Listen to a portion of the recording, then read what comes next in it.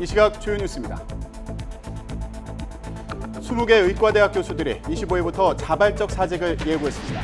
의대 교수 비대위는 의대 증원 2,000명이라는 숫자를 풀어야 대화할 수 있다고 정부에 촉구했습니다.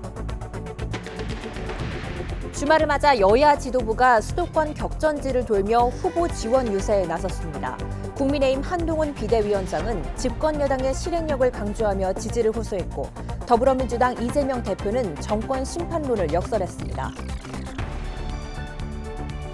해병대 최상병 사망 사건 수사 외압 의혹의 핵심 피의자인 이종섭 전 국방부 장관이 호주 대사로 출국하면서 관련 수사와 재판에 차질이 예상됩니다. 특검을 도입해야 한다는 목소리가 갈수록 힘을 얻고 있습니다. 세월호 참사 10주기를 앞두고 유족들이 전국을 행진하며 시민들과 만났습니다. 제주를 출발해 팽목항을 거쳐 서울로 온 유족들은 세월호 참사를 잊지 말고 기억해달라고 시민들에게 호소했습니다. 시청자 여러분 안녕하십니까? 일요일 굿모닝 YTN 3부 시작합니다. 전국 20개 의과대학의 교수들이 의대 정원 2,000명 증원 방침의 철회를 요구하며 25일부터 사직서를 내기로 했습니다. 잦은 사퇴 방식이라고 했지만 현실화할 경우 의료 현장의 혼란이 더 커질 것으로 보입니다. 신지원 기자가 보도합니다. 전국 20개 의과대학 교수들이 오는 25일부터 자율적으로 사직서를 제출하기로 했습니다. 대학별로 최대 98%에 이르는 압도적인 찬성률을 보였는데 다른 의과대학들도 의견 수렴을 마치는 대로 동참할 가능성이 큽니다. 교수들은 사직서가 수리되기 전까지는 병원에 남아 환자들을 돌보겠다면서도 현재와 같은 상황이 계속된다면 머지않아 의료 체계가 무너질 거라고 경고했습니다. 그러면서 정부가 2,000명이라는 증원 규모를 양보해야만 대화에 물꼬를 틀 수 있다고 호소했습니다. 진지한 논의를 시작할 수 있는 단초를 마련해 주기를 간곡히 요청합니다. 정부에게 더욱더 요청합니다. 제발 2,000명이라는 수치를 풀어주십시오. 그렇지 않으면 협의 자체가 되지 않습니다. 교수들은 오는 22일 추가 회의를 열고 사직서를 낸 후 일부 진료를 축소할지 등에 대해 논의를 이어가기로 했습니다. 전공의, 전임의에 이어 교수들까지 사직서를 제출하면 간신히 버티고 있는 병원에 혼란이 불가피할 것으로 보입니다. 이런 가운데 시민단체는 정부와 의료계의 갈등 상황을 규탄하며 도심 행진을 벌였습니다. 정부가 필수 의료 대란의 근본적인 해결책을 제시하기보다 의사 수만 늘리려 한다면서 전공의들도 납득할 만한 요구안 없이 무작정 환자 곁을 떠나고 있다고 비판했습니다. 전공의들이 병원을 떠난 지 한 달째 접어들지만 정부와 의료계 입장이 여전히 평행선을 달리면서 시민들의 불안만 높아지고 있습니다. YTN 신지원입니다. 전공의 집단 행동에 관여한 혐의로 경찰에 3번째 출석한 김태구 대한의사협회 비대위원장이 자신들은 퇴로가 없다며 정부가 논의회장을 열어달라고 밝혔습니다. 김 위원장은 어제 서울경찰청에서 7시간 정도 조사를 받은 뒤 기자들을 만나 전공의들에게 사직을 공모하거나 교사한 적이 없다면서 이같이 말했습니다. 이어 이번 사태는 정부가 의대 2,000명 증원을 일방적으로 발표했기 때문으로 자신들은 퇴로가 없다고 본다며 정부가 전향적으로 다시 한번 논의회장을 열어주길 부탁한다고 강조했습니다. 전공의들의 병원 이탈로 상급 종합병원의 진료 차질이 길어지면서 2차 병원으로 불리는 소병원은 오히려 붐비고 있습니다. 정부는 이번 기회에 전문 병원과 2차 병원을 육성해 만성화된 대형 병원 쏠림 현상을 해결하겠다는 방침입니다. 조용성 기자입니다. 300병상 규모로 운영되는 서울의 한 관절치료 전문 병원입니다. 길에서 넘어져 응급실을 찾은 환자가 수술실에 누워 어깨 수술을 받고 있습니다. 1년 전 골절로 수술을 받은 이 환자는 내시경으로 정밀 확인을 거친 뒤 무릎에 고정한 철심을 빼는 시술이 한창입니다. 250입니다. 네, 선생님으로 드릴게요. 수술실 앞 복도에도 대기실에도 온종일 환자들로 북적입니다. 2차 병원으로 분류되는 이 병원에는 전공의 없이 전문의 60명이 일하고 있습니다. 전공의들의 이탈로 진료 차질을 겪는 3차 병원들과 달리 정상 진료가 가능하자 환자들이 몰리고 있습니다. 가봤자 거기 사람 지금 진료 여기도 지금 엄청 손님이 많아갖고 환자가 많아갖고 있는데 제 생각에는 의사 선생님들이 모든 거 저거하고 내려놔야지 이거 국민 환자들 가지고 하면 안 되죠. 수술 건수만 해도 최근 70% 넘게 급증했습니다. 위급한 환자를 위해 남겨둔 병상 등을 제외하면 사실상 300병상이 포화 상태입니다. 의료진들도 점차 넘쳐나는 환자들을 감당하기 벅찰 정도입니다. 중증 질환을 가진 고도의 그 전문적인 치료를 요하는 환자들이 저희 병원에 많이 오기 때문에 저희들의 그 역량을 뛰어넘는 정도의 업무 양이라고 보여집니다. 전국적으로 이런 전문 병원을 비롯한 중소병원은 모두 400여 곳. 한 달 가까이 3차 종합병원의 의료 공백을 메워주고 있습니다. 정부는 전문 병원을 갖춘 2차 병원의 경우 상급 종합병원의 대안 역할을 할 수 있다고 보고 수가를 높여주기로 했습니다. 정부는 각급 병원들이 병원 규모가 아니라 병원 실력에 따라 적절한 보상을 받을 수 있는 체계를 만들어 전문성을 갖춘 강소 전문 병원들이 더 많이 나올 수 있도록 지원하겠습니다. 또 이번 기회에 상급 종합병원 쏠림 현상을 막기 위해 이른바 허리 역할을 하는 중소병원을 육성하는 방안에 속도를 낼 방침입니다. 이를 위해 3차 병원에 가기 전에 반드시 2차 병원을 거치도록 의무화하는 방안도 검토하고 중증도에 따라 병원을 찾을 수 있도록 의료 전달 체계를 개선할 계획입니다. YTN 조용성입니다.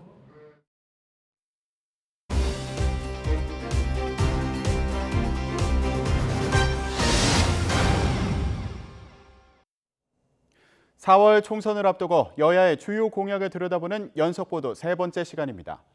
여야 모두 미래 먹거리인 첨단 산업, 특히 반도체 산업에 대한 전폭적인 지원을 약속하고 있습니다. 조수호 기자가 전해드립니다.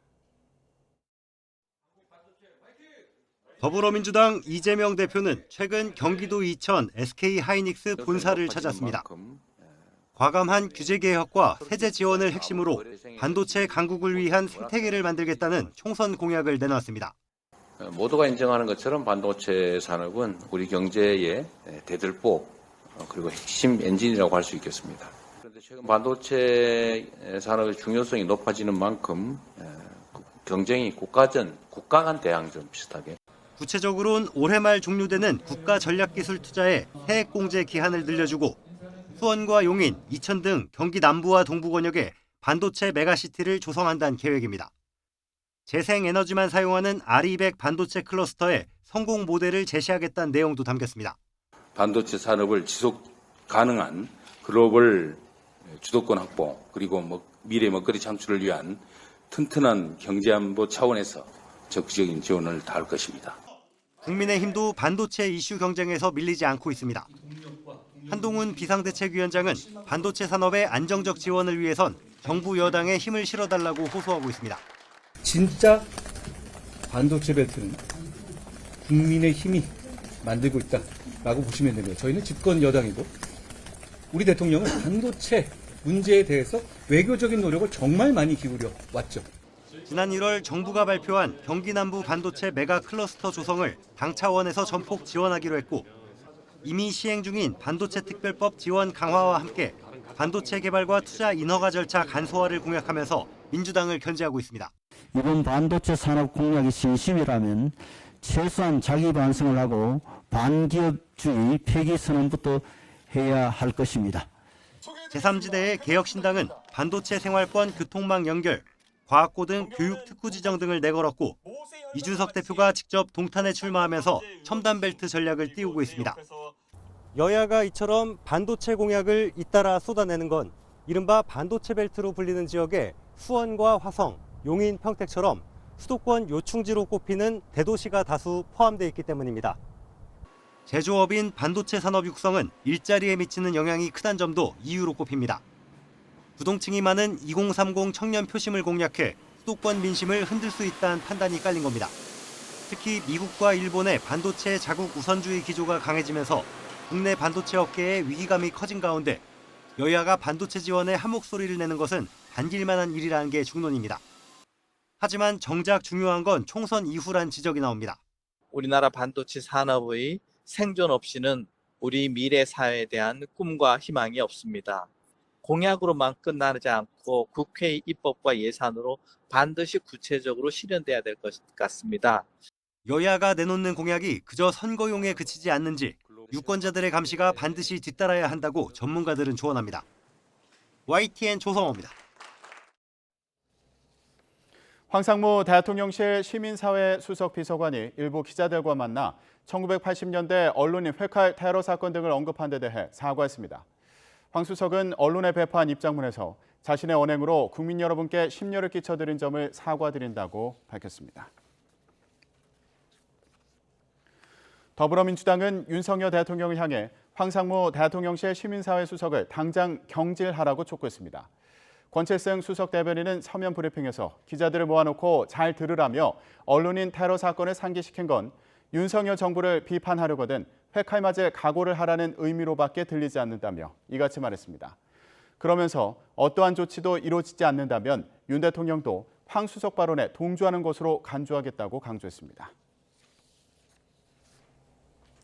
여야 지도부가 주말을 맞아 나란히 수도권 격전지를 돌며 후보 지원 유세에 나섰습니다. 국민의힘 한동훈 비대위원장은 집권 여당의 실행력을 강조하며 지지를 호소했고 더불어민주당 이재명 대표는 정권 심판론을 역설했습니다. 이종원 기자입니다. 국민의힘 한동훈 위원장은 대표적인 험지 가운데 한 곳인 경기 오산 전통시장부터 찾았습니다. EBS 스타 강사 출신 김희훈 후보와 함께 전통시장 사업을 국비로 직접 지원하겠다고 약속하며 힘있는 집권여당 후보를 뽑아달라고 호소했습니다. 오산은 민주당에서 내리 5선을 했습니다. 그걸로 인해서 오산이 좋아졌습니까? 5선을 했으면 20년을 했으면 뭔가 좋아졌어야 합니다. 경기도 평택에선 지역 후보 가운데 한 명인 유이동 정책위 의장 등과 함께 학부모 간담회를 열고 3040 표심을 공략했습니다. 많은 현안 중에서 그러면 왜 제가 이 학부모님 현안을 잡았는지를 여쭤보니까 지금 이 상황에서 가장 중요하고 가장 저희가 설명을 하고 저희가 개선할 수 있는 부분이기 때문에 그렇다는 말씀을 들었습니다. 민주당 이재명 대표는 주요 격전지 가운데 한 곳으로 꼽히는 경기 하남을 찾아 지역 후보들의 손을 들어올리며 윤석열 정권 심판론을 역설했습니다. 하남갑은 윤 대통령의 검찰총장 시절 징계를 주도한 추미애 전 법무부 장관이 민주당 후보로 나선 것으로 대표적인 친윤계 인사인 국민의힘 이용 비례대표 의원과 격돌이 성사된 곳입니다. 국민의 입장에서는 우리가 선출한 우리의 대리인이 과연 제 역할을 했는지를 심판하는 날입니다. 하다못해 알바를 써도 열심히 일하지 않으면 중도에 그만둘 수밖에 없지 않습니까? 추 후보와 함께 민주당에서 이른바 여전사로 불리는 이현주 후보가 나선 용인에선 윤 대통령의 쌍특검법 거부를 지적하며 평등의 가치가 무너졌다고 주장했습니다. 내가 권력을 가져야지, 내가 힘 많이 가져가지고 억압해가지고 이익 좀 챙겨봐야지, 이런 생각을 하는 사람들은 공적인 역할을 하면 안 되는 것입니다. 새로운 미래 이낙연 공동대표는 지역구 개소식을 열고 광주에서 승리를 다짐했고 개혁신당 이준석 대표는 주요 후보들 개소식에 참석하며 지원 유세를 벌였습니다. 조국 혁신당 대표는 비례대표 후보 공개 오디션에 참석해 압도적 1위로 만들어달라고 호소했습니다. YTN 이종원입니다. 국민의힘이 본격적인 총선 대응 체제 전환을 앞두고 첫 중앙선거대책위원회 회의를 개최합니다. 오늘 오전 서울 여의도 중앙당사에서 열리는 회의는 한동훈 총괄선대위원장 주재로 나경원, 안철수, 원희룡, 윤재욱 공동선대위원장과 장동혁 총괄본부장 등이 참석해 선거 준비 상황을 점검하고 전략 등을 논의할 예정입니다. 이와 함께 당 공천관리위원회는 오늘 오후 지역구 254곳 가운데 후보가 정해지지 않은 대전 중구와 경기 포천 가평, 경북 구미울 경선 결과와 도태우 장예찬 후보 공천이 취소된 지역구의 공천 결과도 발표할 예정입니다.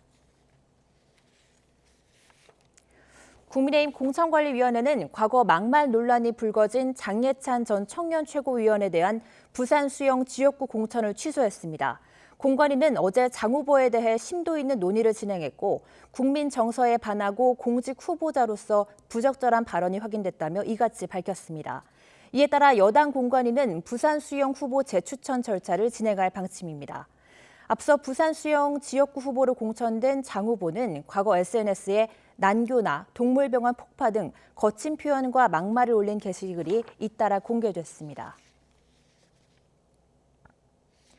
더불어민주당은 오늘 의원총회를 열고 이종섭 주 호주 대사의 출국 관련 의혹 특검법을 당론으로 추인할지 논의합니다. 또 최근 노무현 전 대통령 비하 논란이 불거진 양문석 후보를 비롯해 당내 공천 상황에 대한 문제 제기와 토론도 이뤄질 것으로 보입니다. 이런 가운데 이재명 대표는 어제 경기 하남 용인에 이어 오늘은 화성과 평택을 방문하며 경기 남부 표심 다지기를 이어갑니다.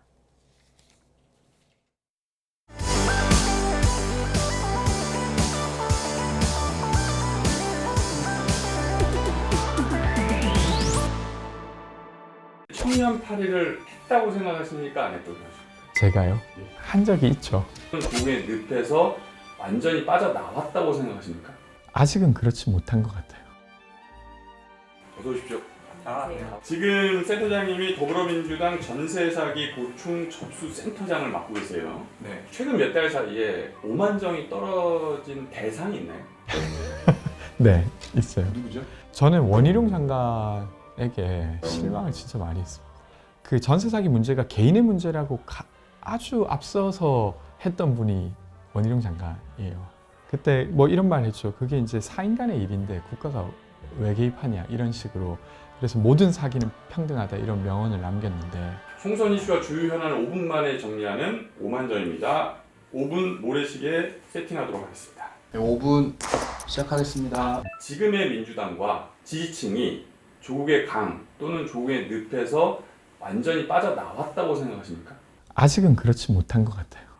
이미 여러 번 선언을 했잖아요. 네네. 근데 그렇지 못하다? 그러니까 이게 좀 분리돼야 되는데 검찰개혁의 일은 계속해야죠. 근데 그걸 조국 전 장관을 통해서 할 거냐라고 했을 때 여전히 일부 지지자분들은 조국 전 장관을 통해서 하려고 하는 것 같아요. 여전히 검찰개혁의 중요한 칼이 조국 전 장관이라고 보시는 것 같은데 저는 그걸 극복하는 게 민주당의 과제라고 생각해요. 그런 이유 때문에 국민의힘 쪽에서는 조 전 장관의 창당을 좀 반기는 분위기죠? 그렇죠. 그러신 부분도 있겠죠. 현재 민주당은 어떻습니까? 총선에 미치는 영향은 어떨 거로 예상되십니까? 그러니까 조국 전 장관과의 관계를 어떻게 할 거냐는 질문 자체가 민주당에게 유리한 질문이 아니에요. 그러니까 이미 민주당은 여러 차례 당대표가 사과를 했었던 사안이기 때문에 그걸로 끝을 맺어야 되는데 지금도 계속 지금 앵커께서 저한테 질문을 하시지 않습니까? 그러니까 그런 상황을 안 만드는 게 제일 좋죠. 저도 계속 질문하는 게 아직 남아있는 것 같아서. 그렇죠. 아직 좀 남아있는 것 같습니다. 누구나 억울한 일 있죠, 개인적으로. 그리고 그걸 사회적으로 좀 회복하고 싶은 일도 있을 텐데 지금 조국 전 장관께서 하시는 것은 개인의 아픔을 너무 정치적으로 되게 활용하고 계시다는 생각이 들어요. 그러니까 두 면이 다 있죠. 하나는 검찰에 의해 너무 무도하게 수사를 받고 지금 가족들 전체가 너무 괴로워하고 있는 거기에 대해서 검찰이 잘못한 부분이 있고 그걸 가장 잘 지적할 수 있는 사람은 맞지만 반대로 이런 것들이 위조된 게 대법원에 의해 사실로 확인됐지 않습니까? 근데 그건 되게 공분을 살 만한 일이에요. 저는 고등학교 다닐 때 영어로 논문을 쓴다는 것 자체가 무슨 말인지를 이해하지 못했던 학창시절을 보냈습니다. 저와 학교를 다녔던 대부분의 친구는 비슷했을 거예요. 근데 그때 누군가, 그러니까 부모의 도움으로 그거 도움을 통해서 사실은 대학 입시에 성공했다고 하면 그건 그렇게 해서는 안 되는 거잖아요. 선거 때마다 여야 할 것 없이 청년 외칩니다. 혹시 이용당하고 있다라는 생각 드신 적 있나요? 아니요. 이용당했다까지는 아니고 당의 권한을 활용해서 뭔가를 해낸다는 게 정말로 쉬운 일은 아니구나 이런 생각을 많이 했습니다. 기성 정치인들이 뭘 잘 안 주죠? 권한 관련해서요. 그런 부분이 있죠. 그러니까 예를 들면 전세 사기라고 하는 사회적 문제를 다룰 때조차도 센터를 만드는데 생각보다 많은 반대가 있었어요. 심지어 전세 사기 일도 그렇구나. 우여곡절이 있었던 것 같습니다. 스스로 평가하기에 청년 파리를 했다고 생각하십니까? 안 했다고 생각하십니까? 제가요? 예. 한 적이 있죠. 아, 고백이신가요? 그러니까 아무래도 대선 때는 좀 더 그랬던 것 같아요. 저는 이게 뭐 꼭 청년 파리까지는 아닌데 혹시 그거 기억나세요? 이재명은 씹는다 하면서 이재명을 뽑는다고요? 이재명은 씹는 겁니다. 근데 이제 그 정책을 제가 있었던 선대위에서 만들어낸 거였어요. 근데 그때 사실은 여러 가지 이슈가 있어요. 건강보험의 적용의 범위와 관련해서 정말로 탈모약을 우선에 두는 게 맞냐. 당시에 어떤 암 관련한 것들도 막 빠지는 상황이었어서. 근데 그때 그게 막 폭발적인 어떤 호응을 얻으니까 원래는 이제 정책 정합적으로 고민해야 될 것들을 말 안 하게 되더라고요. 그런 거는 이제 정치를 위해서 뭔가를 좀 후순위로 만들었던 일이고. 5분 끝났습니다. 마지막 질문. 네. 센터장님 지금 보면 좀 변한 것 같아요라는 얘기 한 적 있어요? 아 그렇게 있는데 근데 상대적으로는 여전히 좀 믿어주는 것 같아요. 그리고 되려 저한테 그런 위로의 말을 해요. 너 하고 싶은 말 다 못하지? 그러니까 알고 있다. 그러니까 일단 당선돼서 와라 뭐 이런 거. 알겠습니다. 여기까지입니다. 예, 네, 고맙습니다.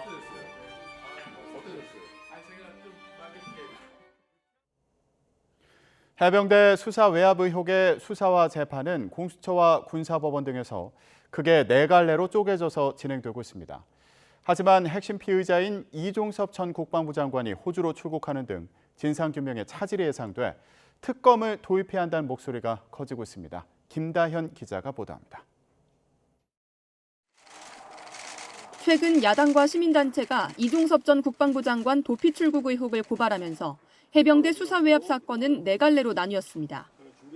먼저 항명 혐의로 보직 해임된 박정훈 해병대 전 수사단장은 상관 명예훼손 혐의까지 추가돼 군사법원에서 재판을 받고 있습니다. 국방부 조사본부가 이첩한 해병대 대대장 2명의 업무상 과실치사 사건과 임성근 전 해병대 1사단장 직권남용 혐의 고발 사건은 경북경찰청이 맡고 있습니다. 최상병 사망 사건의 본질이지만 지난해 9월 해병대 1사단을 압수수색한 이후 뚜렷한 진전은 보이지 않습니다. 대통령실과 국방부의 수사 외압 의혹과 이종섭 전 장관의 도피 출국 의혹은 공수처가 쥐고 있습니다. 그러나 수사를 지휘할 공수처 수장은 2달 가까이 공석입니다. 게다가 핵심 피의자인 이종섭 전 장관이 호주로 출국한 상황. 이 전 장관은 언제든 소환 조사에 응하겠다는 입장이지만 공수처 재정비가 완료될 때까지 쉽지 않을 전망입니다. 이런저런 이유로 수사에 차질이 예상되면서 특검을 추진해야 한다는 목소리가 커지고 있습니다.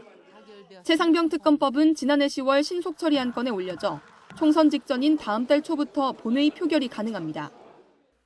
이미 최상병 특검법이 신속 처리안건으로 지정돼 있기 때문에 다음 달 4일 본회의에 자동 부의됩니다. 총선 이후 열리는 첫 본회의에서 반드시 처리하겠습니다.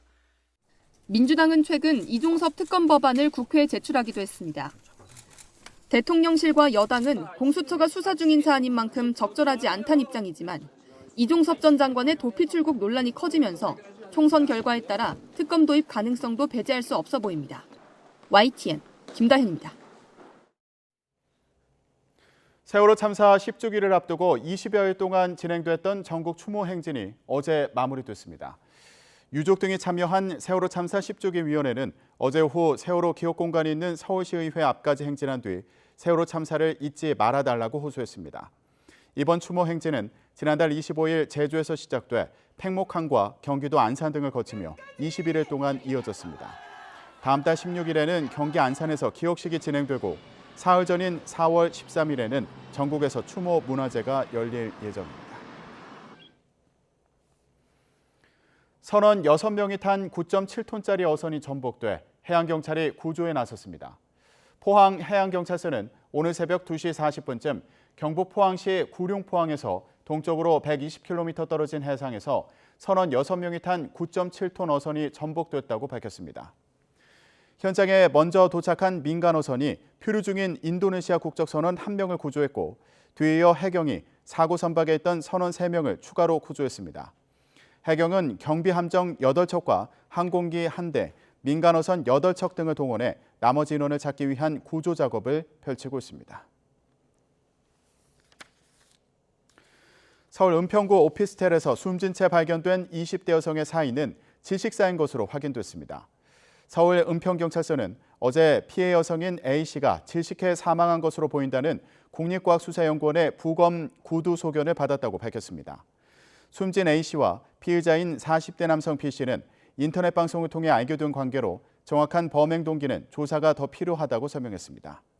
앞서 경찰은 지난 14일 A씨가 숨진 채 발견된 사실을 확인하고 그제 B씨를 구로구의 한 만화방에서 긴급 체포했습니다.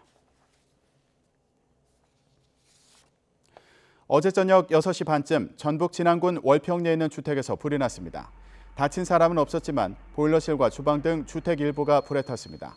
소방당국은 보일러실에 있던 화목 보일러가 과열돼 불이 난 것으로 보고 있습니다.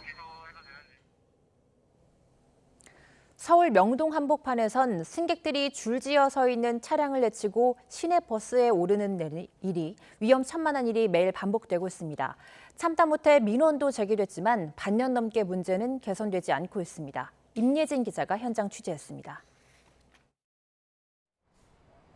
서울 대표 번화가인 명동, 시내버스가 도로 한복판에 정차합니다. 정류장에 서 있던 시민들이 도로를 가로질러 버스에 오릅니다. 줄지어 선 차량과 승객들이 도로 위에서 한 대 뒤엉킵니다. 이렇게 정류장 바로 앞에 흰색 정차선이 있지만 선 안에 들어와 서는 버스는 거의 없습니다. 승객들은 버스를 탈 때마다 마음을 졸여야 합니다. 사람들이 이제 버스를 타기 위해서 갑자기 뛰어나가거나 그러니까 여기에서 버스를 타는 사람이 있어요라고 알려주기 위해서 이제 몸이 먼저 나가는 경우들이 좀 있는데 그런 경우들은 좀 위험하죠. 차량 사이를 비집고 달리는 오토바이에 가슴을 쓸어내릴 때도 한두 번이 아닙니다. 제가 주말에 토요일 날 애를 데리고 버스를 타고 여기서 내리는데 버스가 3차로에 섰어요. 애를 먼저 내리게 하고 제가 손을 잡고 내렸는데 애가 발을 딱 바닥에 대는 순간 앞으로 오토바이가 지나갔어요. 제가 조금만 빨리 애를 밀었다면 애가 다칠 수 있는 상황이. 이처럼 정류장이 아닌 곳에 승객을 태우고 내리면 자칫 사고로 이어질 수 있어 엄연히 과태료 부과 대상입니다. 그런데도 버스 기사들이 위험천만한 승하차를 무릅쓰는 건 여의치 않은 도로 사정 때문입니다.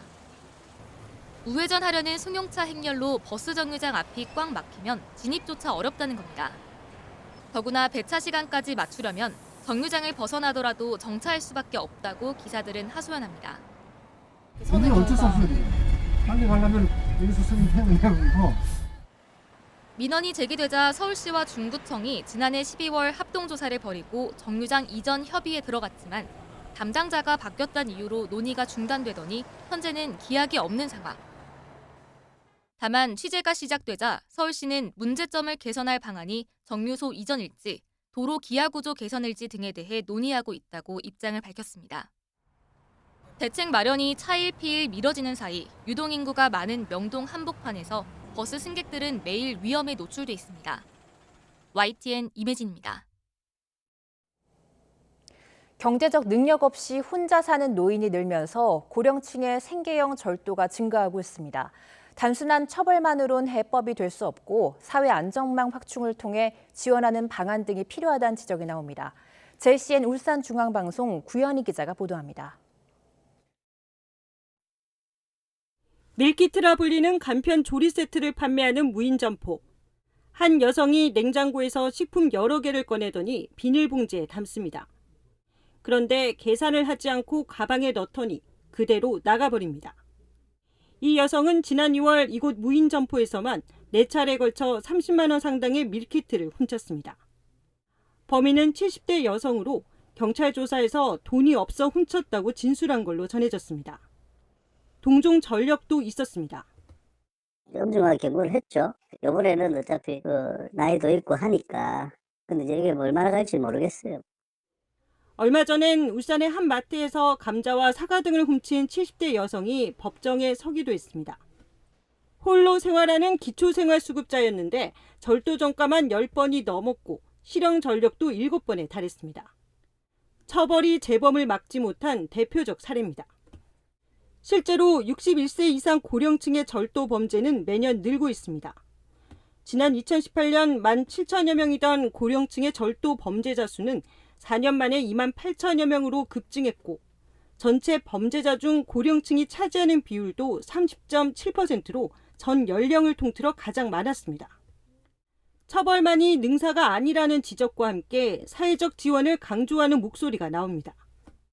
생계형 그리고 독거 노인형 어떠한 절도 범죄 이런 것들이 있기 때문에 처벌보다는 좀 더 사회적인 안전망을 확충해서 이분들을 지원해주고 보호해주는 그러한 이제 정부적인 시스템이 필요할 것 같습니다.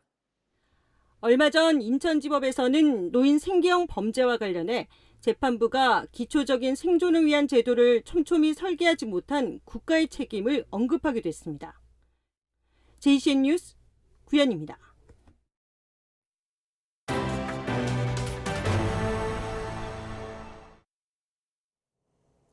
지난해 이상기후로 사과 수확량이 크게 줄면서 값이 급등했습니다. 금사과란 말이 나올 정도인데요. 50여 년 뒤에는 온난화 때문에 한반도에서 사과 자체를 아예 보기 어려워질 거란 전망이 나왔습니다. 정혜은 기자가 전해드립니다. 지난해 4월 나타난 꽃샘추위에 냉해를 입은 사과 농가. 여름철을 지나며 수해를 입자 수확량이 급감했습니다. 한국인이 가장 많이 찾는 과일인 탓에 가격도 요동쳤습니다. 마트나 시장에서는 한 개당 가격이 5,000원. 도매로도 1년 전 가격의 2배가 넘었습니다. 지난해에는 봄철에 개화기 좋은 피해 때문에 과일이 잘 맺히지 않았고 그나마 맺힌 과일도 여름에 잦은 강우 때문에 병들어서 생산량이 감소하게 되었어요. 금사과라는 별칭이 붙을 정도입니다. 앞으로는 이상기후가 없어도 사과 공급이 줄어들 가능성도 있습니다. 바로 급격한 기후변화로 재배 가능한 지역이 줄어들기 때문입니다. 농촌진흥청이 발표한 미래 사과 재배지 분포도입니다. 지금과 같은 온난화가 지속할 경우 중부와 전북, 영남 내륙까지 가능한 사과 재배지가 5년 뒤인 2030년부터는 점차 줄어듭니다.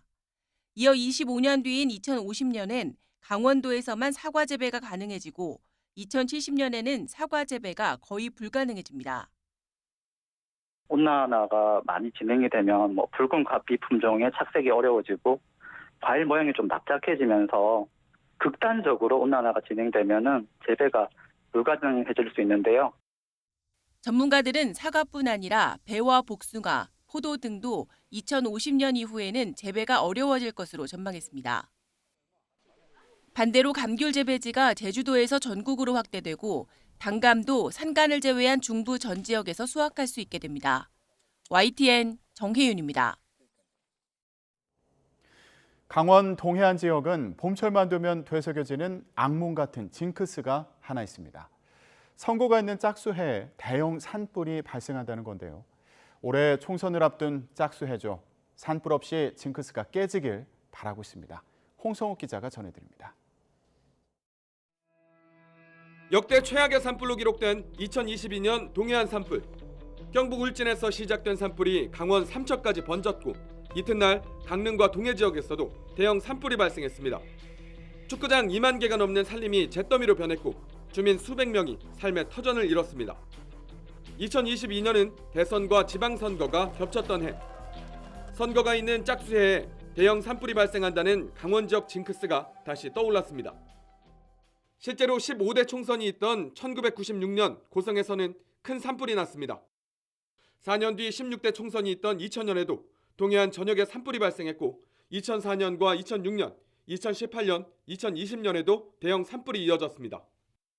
지난해 대형 산불이 발생했던 곳입니다. 불에 탄 나무를 잘라내기만 했을 뿐 제대로 된 복구는 시작도 하지 못했습니다. 짝수해인 올해 선거를 앞두고 있어 또다시 큰 산불이 발생하지 않을까 걱정이 커지고 있습니다. 물론 대형 산불의 진짜 원인은 봄철 동해안에 부는 고온 건조한 양간지풍. 짝수해가 아닌 2019년에도 고성과 속초에서 그리고 지난해에도 강릉에서 대형 산불이 발생했습니다. 특히 영농 부산물이나 쓰레기를 태우다 강한 바람에 불길이 주변 산으로 번지는 경우가 많았습니다. 산불을 막기 위해 자치단체가 일찍부터 소각 근절에 나선 이유. 봄이 되자 영농 부산물을 직접 모아 파쇄에 나서고 있습니다. 영농 부산물을 보시는 것처럼 파쇄해서 거름으로 쓸 수 있도록 파쇄용 기기 340대를 준비를 했고 또 직접 농민들께서 파쇄하지 않으셔도 도와드릴 수 있도록 2,000명의 인원들이 준비가 되어 있습니다.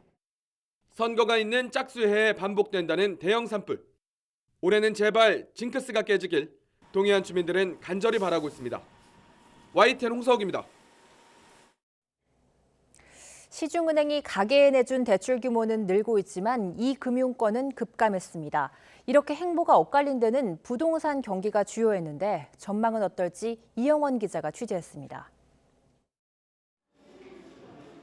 은행권 가계대출은 11개월째 오름세입니다. 주택담보대출을 중심으로 꾸준히 늘면서 1,100조 원을 처음 넘어섰습니다. 주택시장 침체의 오름폭이 주춤하긴 했지만 대출 수요를 꺾지 못한 겁니다. 하지만 이 금융권은 직격탄을 맞았습니다. 지난달 4조 원 가까이 급감해 내림폭이 더 커졌습니다. 수도권과 달리 지방 부동산 시장 한파가 계속된 결과입니다. 실제로 서울을 중심으로 주택 매매 심리가 회복되고 있지만 지방은 여전히 얼어붙어 있습니다. 수요보다 공급이 지방에는 너무 많아서 지방의 부동산 경기는 아직 회복되지 않는 상황입니다. 61%가 제2금융권 중에서도 특히 농협하고 새마을금고에서 줄어든 거예요. 한국은행은 높은 집값과 부동산 PF 부실 우려 등이 주택 매수 심리 회복을 막고 있다고 진단했습니다. 다만 금리 인하 기대감과 일부 지역의 개발 호재 등 상방 요인도 있다고 평가했습니다. 주택시장 같은 경우에는 워낙에 이 상하방 리스크가 혼재되어 있는 상황에서 불확실성이 매우 높은 상황이라서 이렇게 여러 요소를 종합한 결과 한은은 가계대출 증가세가 당분간 낮게 이어질 것으로 내다봤습니다. 이에 100%를 웃도는 국내 총생산 대비 가계부채 비율도 완만한 내림세를 보일 것으로 예상했습니다. YTN 이영훈입니다. 지난 한 주 코스피 시장에서는 금융주들이 52주 신고가를 경신하며 지수를 장중 2,700선까지 끌어올리는데 톡톡히 일조했습니다. 올해 시가총액 상위권 순위도 크게 들썩였는데 금융주가 웃는 동안 2차 전지주는 줄줄이 미끄러졌습니다. 나연수 기자입니다. 과거 DLF 및 사모펀드 사태에 이어 또다시 이러한 대규모 투자자 손실 사태가 발생한 것에 대해 매우 안타깝게 생각합니다. 홍콩 H지수 주가연계증권 배상한 발표로 시작한 한 주였지만 금융주는 보란듯이 기세를 이어갔습니다. KB국민은행 배상액이 조 단위에 이를 수 있다는 전망에도 KB금융지주는 52주 신고가를 달성하고서야 숨을 골랐습니다. 신한지주와 하나금융지주도 52주 신고가를 세웠고 우리금융지주는 4영업일 연속 상승세를 이어갔습니다. 주가 순자산 비율이 낮은 금융주에 여전히 밸류업 효과가 작용한 겁니다. 기업 스스로가 기업 가치를 제고하기 위해 노력하고 주주 가치를 존중하는 기업 문화가 확산, 정착될 수 있도록. 올해 들어 코스피 시총 상위 종목 순위에도 큰 변화가 있었습니다. 하나금융이 8계단 뛰어올라 20위에, KB금융이 7계단 뛰어올라 10위에 올라섰고 신한지주와 삼성생명도 약진했습니다. 반면 전기차 업황 부진 우려 속에 2차 전지 종목들은 줄줄이 미끄러졌습니다. 자율주행도 있었고 전기차 2차 전지도 있었고 그다음에 신재생에너지 이런 쪽도 있었고 그런데 이제 그런 것들은 거의 다 죽어가고 있고 AI로 몰리고 있습니다. 올해 업종 전체 지수는 금융이 24.6%, 보험 22%, 증권이 14.2% 상승률을 보이며 오를 만큼 올랐다는 평가입니다. 당분간 조정 국면에 들어가리란 분석이 나오는 가운데 이번 달 금융지주사 주주총회에서 나올 주주 환원책이 향후 주가의 변수가 될 전망입니다. YTN 나연수입니다. 이번 주 금융감독원이 홍콩 H지수 연계 ELS 대규모 손실 사태와 관련해 서둘러 배상안을 내놓았지만 진통이 이어지고 있습니다. 가입자도 판매사도 모두 만족할 수 없다는 입장입니다. 엄윤주 기자입니다.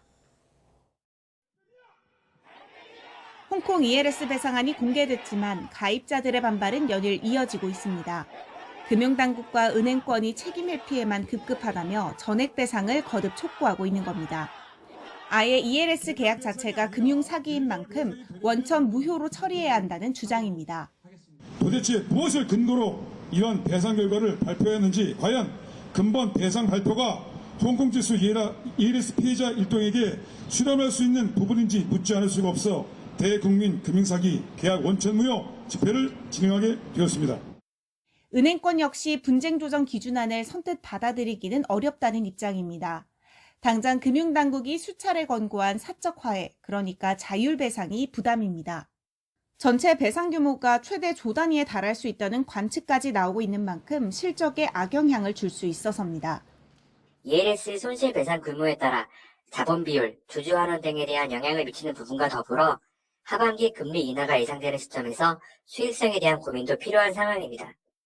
여기에 향후 경영진의 배임 문제로 번질 수 있다는 점도 걱정입니다. 이에 금융당국은 자율배상은 배임과는 먼 얘기일 뿐더러 ELS 배상이 은행권의 건전성에 미치는 영향은 제한적이라고 보고 있습니다. 개별 금융회사, 금융기관의 배임 이슈에 연결된다, 이런 것들은 조금 먼 얘기가 아닌가 싶고, 아직까지는 국내 은행의 건전성이라든가 수익성 지표가 양호하다는 측면들을 고려하면 이 ELS 배상안은 결과적으로는 일회성 이벤트로 보실 수 있지 않을까. 금융소비자 피해 최소화를 위해 이전보다 더 세분화된 기준안을 마련했다는 게 금감원의 입장이지만 가입자도 판매사도 불만인 상황에서 진통은 한동안 이어질 수밖에 없어 보입니다. YTN 엄윤주입니다. 한동안 중단됐던 가자지구 휴전 논의가 현재 시각 17일 카타르 도하에서 재개될 전망이라고 로이터 통신이 소식통을 인용해 보도했습니다. 이스라엘 정보기관인 모사드의 다비드 바르니아 국장은 17일 도하에서 셰이크 무함마드 빈 압둘라흐만 알사니 카타르 총리, 이집트 관리와 휴전 논의를 재개합니다. 이번 회의에서는 이스라엘 인재 석방의 대가로 풀려날 팔레스타인 보안 사범의 수와 가자지구 인도적 구호 확대 등에 관해 이스라엘과 하마스 간의 남은 이견을 좁히는 논의가 진행될 것이라고 소식통은 설명했습니다. 러시아 전역에서 대통령을 뽑는 투표가 진행되는 가운데 우크라이나가 접경 지역을 공격하자 러시아가 곧바로 보복에 나섰습니다. 크렘린궁은 미국을 비롯한 서방이 대선에 영향을 미치기 위한 공작을 펼치고 있다고 주장했습니다. 황보연 기자가 보도합니다. 러시아 중부 최북단 유리웅카야 마을에 술록들이 끄는 썰매들이 속속 도착합니다. 술록 목동들이 수백 킬로미터의 설원을 마다치 않고 달려온 건 새 대통령을 뽑기 위한 투표를 하기 위해서입니다. Россиябыт баһалыгын тала стадаттан киддебит. Беги коллектив хас биддики жылгата дегенен бүгүн баарылды. Россия 지난 15일부터 시작된 투표는 일부 지역에서 액체 테러와 방화 등 소란이 있긴 했지만 대체로 큰 탈 없이 진행되는 분위기입니다. 하지만 우크라이나와의 접경 지역은 사정이 완전히 다릅니다. 러시아 국방부가 공개한 영상을 보면 투표 둘째 날 우크라이나 측 군인으로 보이는 남성들이 벨고로드 국경을 넘고 있습니다. 마을로 진입하자 러시아군이 반격에 나섭니다. 벨고로드 주지사는 우크라이나 공격으로 주민 2명이 숨지고 여러 명이 다쳤다고 밝혔습니다. 투표 전날부터 시작된 공격이 계속되자 학교와 쇼핑센터 폐쇄가 결정됐습니다. Поэтому ситуация она достаточно сложная сейчас у нас и в городе Белгородском районе. Конечно, вопрос безопасности он для нас, для всех с вами главный. 우크라이나 공격을 선거 방해 행위로 규정한 러시아는 우크라이나 오데사 주거 지역을 미사일로 공습해 쑥대밭으로 만들어 버렸습니다. Задумал и пытается осуществить ряд преступных демонстративных вооруженных акций. 신경이 곤두선 러시아 크렘린궁은 미국 등 서방을 향해 불편한 심기를 드러냈습니다. 페스코프 크렘린궁 대변인은 아무런 증거도 제시하지 않은 채 현재 미국이 러시아를 상대로 반정부 여론 조성을 위한 비밀 공작을 수행하려 하고 있다고 말했습니다. 자하로바 외무부 대변인도 서방이 지난 한 해 동안 러시아 대선을 방해하기 위해 적극적으로 노력했다고 주장했습니다. YTN 황보연입니다. 미국 펜실베니아주 필라델피아 교회에서 총격 사건이 발생해 3명이 숨졌다고 미국 언론이 보도했습니다. 필라델피아 북부 미들타운 타운십 경찰은 소셜미디어들을 통해 폴스 타운십 근처에서 총격이 발생해 여러 명의 희생자가 발생했다고 밝혔습니다. 경찰은 이후 사망자를 3명으로 확인했습니다. 경찰 관계자는 가정 내 문제와 관련도 있으며 주택 두 곳에서 3명이 살해됐다고 언론에 말했습니다. 일론 머스크가 이끄는 미국 우주기업 스페이스X가 미국 정부기관과 2조 원대의 비밀 계약을 체결하고 스파이 위성 네트워크를 구축하고 있다고 로이터 통신이 보도했습니다. 로이터는 이 문제에 정통한 소식통 5명을 통해 이런 내용을 파악했다고 밝혔습니다. 이들 소식통은 스페이스X가 미 정보기관인 국가정찰국 NRO와 2021년 우리 돈으로 약 2조 3천억 원 규모의 계약을 체결했으며 스페이스X의 군사용 위성 서비스 사업부에서 해당 네트워크를 구축하고 있다고 말했습니다. 로이터 소식통은 NRO와 스페이스X가 추진하는 스파이 위성 네트워크가 성공적으로 구축되면 미 정부와 군이 전 세계 거의 모든 곳에서 잠재적인 표적을 신속하게 발견하고 대응하는 능력을 크게 높일 것이라고 설명했습니다.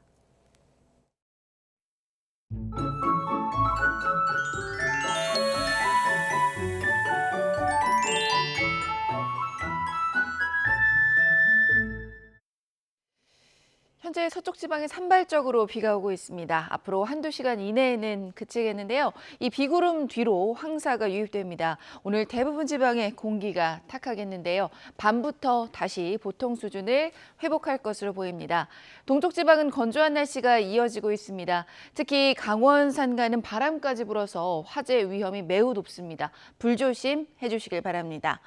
현재 기온은 서울이 8.6도, 청주가 10.3도로 어제보다 높지만 낮 기온은 어제보다 6도에서 8도가량 낮아져서 쌀쌀해집니다. 서울이 11도, 청주와 대전 13도, 대구는 16도로 예상됩니다. 화요일에는 중부와 경북을 중심으로 비나 눈 예보 들어 있습니다. 날씨였습니다. 굿모닝 YTN 마치겠습니다. 잠시 후 YTN 뉴스와이드가 이어집니다. 고맙습니다.